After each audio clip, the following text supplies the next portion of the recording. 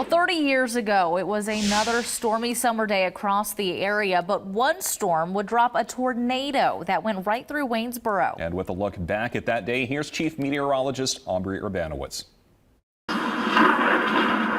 It lasted like maybe a minute, but it seemed like a really long time. Donna Andrews and her husband were driving to the Eagles Nest Airport on June 10th, 1995. It was his 40th birthday, and for his 40th birthday, I had booked us a flight to fly over where we live. And the flight was going to be a surprise. He didn't know what we were doing. Driving down through there, and we looked up and we could see the funnel, and you saw all the debris in the funnel.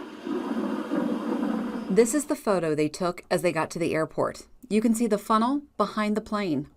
We heard the guy saying, it's here now. And they got up and ran, and we just looked and the wind was blowing. And really, I didn't know what to do. And we just sat until we could tell that, that was gone, that funnel was gone. This is Eagles Nest Airport in Waynesboro, and this is where the tornado started. In fact, it formed at the very south end of the runway, and the storm moved to the southeast. And the reason why it was moving in that direction is because two cells merged together, which led to the rotation.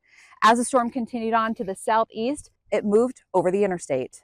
We had a tractor trailer on the side on the bridge from a tornado blowing it over. It was kind of mind-boggling. Robert Drumheller with Drumheller's Towing was called out to the interstate with an overturned tractor trailer, all due to the tornado. Did this just really happen?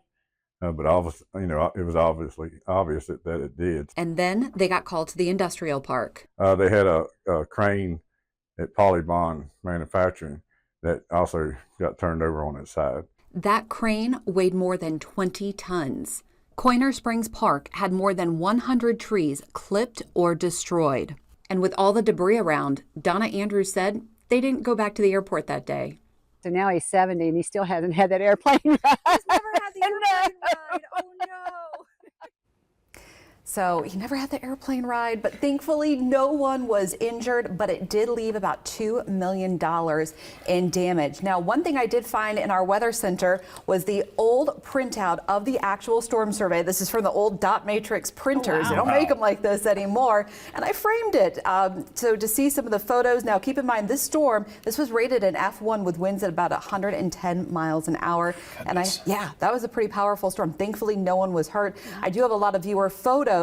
That's going to be on the web story on WHSV.com. Give it about 20 minutes or so and it'll be on the web. But just wanted to frame this because, it's so detailed. And I'll put this on the web article also. Please do. That's really cool. I don't know what I'm more starstruck by, the fact that we have have enough one or that. I found it when we were building the new studio and I was cleaning out the old weather center. So Very, very cool.